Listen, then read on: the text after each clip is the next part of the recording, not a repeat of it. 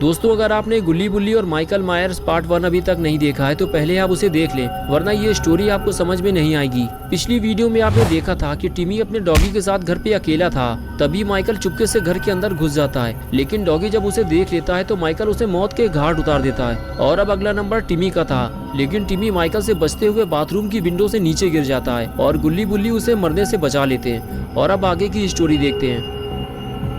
Michael गुल्ली और बुल्ली को देख लेता है और चौकन्ना हो जाता है और नीचे गिरने के बाद टिमी भी बेहोश हो जाता है। तभी शॉन कहता है, गुल्ली तुम इसे कहाँ लेकर जा रहे हो? इसे घर के अंदर ले जाना खतरे से खाली नहीं है। गुल्ली कहता है, मुझे पता है शॉन, इसलिए मैं इसे जीप में आराम से लेटाल देता हूँ और फिर हम अंदर चलेंगे। और उसके बाद गुल्ली टिमी को गाड़ी में छोड़कर घर की तरफ आगे जाने लगता है। आगे जाते ही गुल्ली को ऐसा लगता है कि मेन डोर पर कोई है। गुल्ली बुल्ली और शॉन से कहता है कि मुझे ऐसा लग रहा है कि जैसे दरवाजे पर कोई है, हम मेन डोर से अंदर नहीं जाएंगे वरना घर में घुसते ही वो हम पर हमला कर देगा। शॉन बोला, गुल्ली तुम सही कह रहे हो, दरवाजा थोड़ा सा खुला हुआ है, वो देखो उसने दरवाजा बंद किया। हम अंदर नहीं जा सकते, हमें टिमी को लेकर यहाँ से निकलना होगा वरना हम सब मारे जाएंगे। तुमने देखा नहीं उसने टिमी का क्या हाल किया है। तभी बुल्ली बोला, शॉन तुम डरो नहीं, मुझे लगता है कोई छोटा मोटा चोर घर में घुस आया है और अगर हम यहाँ से भाग जाएंगे तो उस चोर को घर में आराम से चोरी करने का मौका मिल जाएगा और टिमी के घर का सारा सामान चोरी हो जाएगा और हम ऐसा नहीं होने देंगे। हमें दूसरे रास्ते से अंदर चलना होगा, लेकिन ध्यान से, वरना हमारे साथ कुछ भी हो सकता है। बुल्ली बोला, हाँ तुम ठीक कह रहे हो बुल्ली, मुझे भी ऐसा ही लगता है कि चोर को पता चल गया होगा कि घर पे कोई नहीं है और फिर जब उसने टिमी को घर पे देखा होगा तो उस पर हमला कर दिया होगा। अब वो हमारे हाथों से बच नहीं सकता। चलो पीछे वाले रास्ते से चलते हैं। और फिर तीनों धीरे धीरे पार्किंग एरिया से घर के अंदर जाने लगते हैं। अंदर आते ही गुल्ली कहता है, घर में इतना अंधेरा क्यों है? अगर लाइट नहीं आ रही है तो इन्वर्टर या जनरेटर कुछ तो चलना चाहिए। ये सब उसी चोर का काम है, उसने ही घर की लाइट बंद की होगी। चलो गुल्ली, हमें सबसे पहले घर की लाइट चालू करनी होगी, तभी हम उस चोर को ढूंढ पाएंगे, वरना वो इतने अंधेरे में तो हमारे हाथ नहीं लगने वाला। शॉन बोला, टेंशन मत लो गुल्ली, अगर छोटा मोटा बिजली का कोई काम होगा वो तो मैं भी ठीक कर दूंगा, मैंने अपने घर की लाइट भी खुद ही ठीक की थी। गुल्ली से बातें करता हुआ शॉन जैसे ही आगे आया तभी उसने डॉगी को देखा तो फौरन वो उसकी तरफ भागा। उसे देखकर गुल्ली और बुल्ली उसके पीछे जाने लगे और इन तीनों के सामने खून से सना हुआ डॉगी पड़ा हुआ था। गुल्ली बोला, अगर हम कुछ देर पहले आ जाते तो शायद हम इसे बचा लेते। तभी बुल्ली ने कहा, मुझे तो ये समझ में नहीं आ रहा कि उस घटिया चोर ने इस बेजुबान जानवर को क्यों मार दिया, मैं और ये सब नहीं देख पाऊंगा। ये कहकर बुल्ली वहाँ से चला गया। तभी गुल्ली ने शॉन से कहा, सिर्फ आंसू बहाने से कुछ नहीं होगा शॉन, हमें मिलकर उसे मजा चखाना होगा। ये कहकर बुल्ली भी आगे जाने लगा, लेकिन शॉन डॉगी के पास ही खड़ा हुआ था। और फिर अचानक से शॉन बोला, यार तुम लोग क्यों मरना चाहते हो? क्या तुमने नहीं देखा कि उसने डॉगी और टिमी का क्या हाल किया है?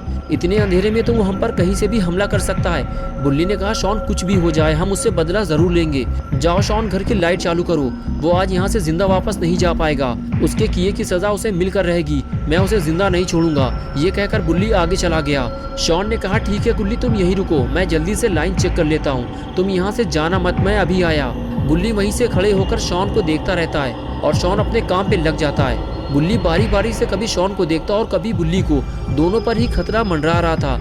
लेकिन तभी शॉन भागते हुए आता है और कहता है, गुल्ली उस चोर ने सारी वायर काट दी हैं, हमें वायर को जोड़ना होगा, लेकिन हम जोड़ेंगे कैसे? हमारे पास तो कोई टूल भी नहीं है और लाइट चालू किए बिना घर के अंदर जाना खतरे से खाली नहीं है। गुल्ली ने कहा, एक काम करते हैं शॉन, टिमी के पास जनरेटर भी है, हमें जनरेटर चालू करना होगा। शॉन बोला, लेकिन फ़ायदा क्या होगा, वायर तो सारी कटी हुई है। गुल्ली ने बताया कि जनरेटर की वायर उस तरफ से पड़ी हुई है, इसकी लाइन दूसरी है, मैंने टिमी को जनरेटर चलाते हुए देखा है, चलो जल्दी। और फिर दोनों जनरेटर के पास पहुँचे और जनरेटर स्टार्ट कैसे होगा ये समझने लगे।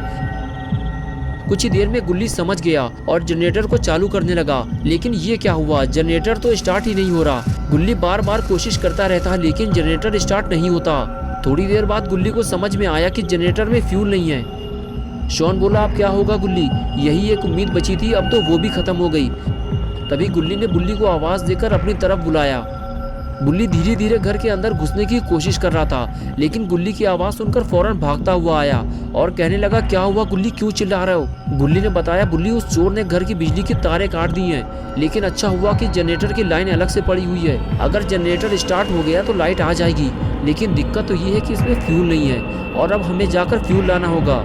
तभी बुल्ली ने कहा किसी को कहीं जाने की जरूरत नहीं है, मुझे पता है कि टिमी फ्यूल के कैन कहाँ रखता है। ये सुनकर शॉन खुश हो गया, उसे लगा अब जनरेटर चालू हो जाएगा और घर की लाइट आ जाएगी। शॉन ने कहा बुल्ली बताओ जल्दी फ्यूल के कैन कहाँ रखे हैं। बुल्ली ने कहा उधर देखो शॉन, वो ऊपर वाले रूम में। ये सुनकर शॉन की हालत खराब हो गई। सबको पहले ही पता है कि घर के अंदर कोई है जो किसी भी वक्त हमला करके इनकी जान ले सकता है। ये सब जानते हुए भी अब इतने अंधेरे में ऊपर से फ्यूल लेने कौन जाएगा। तीनों एक दूसरे को देखने लगे। गुल्ली और बुल्ली की नजरें शॉन पर रुक गई। ये देखकर शॉन डर गया और कहने लगा तुम लोग मेरी तरफ क्यों देख रहे हो, मैं नहीं जाने वाला ऊपर फ्यूल लेने, मुझे मरने का शौक नहीं है। कुछ देर तक एक दूसरे को देखने के बाद बुल्ली ने हाथ उठाया और कहा मैं जाऊंगा, लेकिन बुल्ली ने मना कर दिया और कहने लगा तुम पागल हो गए क्या बुल्ली, वो अंधेरे में तुम पर अटैक कर देगा। अगर अंदर चलना है तो हम तीनों साथ चलेंगे। ये सुनकर बुल्ली ने कहा ठीक है गुल्ली, चलो अंदर चलते हैं, लेकिन सतर्क रहना। और फिर तीनों घर के अंदर जाने लगे।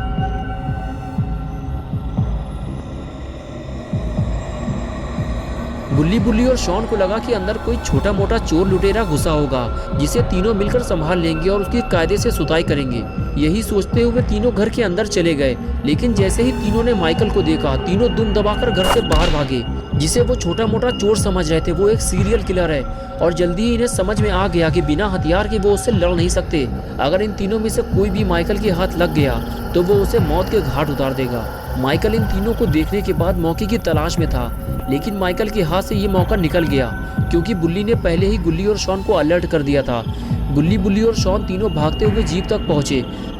अब उन्हें टिमी को लेकर यहाँ से निकलना है, लेकिन ये क्या हुआ, टिमी गायब हो गया। तीनों परेशान हो गए, अब टिमी को कहाँ ढूंढा जाए।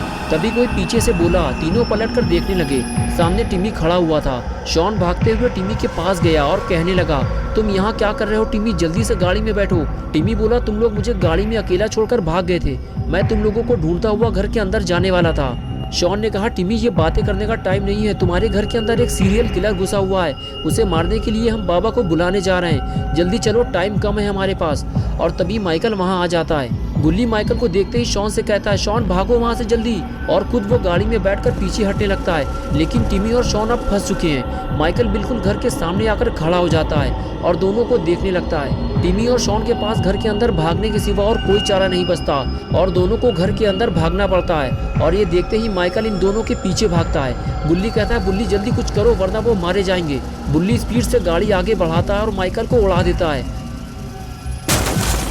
टक्कर लगते ही माइकल हवा में उड़ जाता है और गाड़ी जाकर टिमी के घर से टकरा जाती है। गुल्ली और बुल्ली परेशान हो जाते हैं कि गाड़ी से टकराकर माइकल कहाँ चला गया। तो दोस्तों क्या गुल्ली और बुल्ली माइकल को ढूंढ पाएंगे या फिर माइकल खुद इन्हें ढूंढने आएगा? क्या बुल्ली और शॉन टिमी को बचा पाएंगे या फिर वो मर जाएगा? ये सब हम देखेंगे पार्ट 3 में। तो दोस्तों अगर आप पार्ट 3 देखना चाहते हैं तो इस वीडियो को लाइक करें, चैनल को सब्सक्राइब करना और बेल आइकन क्लिक करके ऑल नोटिफिकेशन ऑन करना ना भूलें।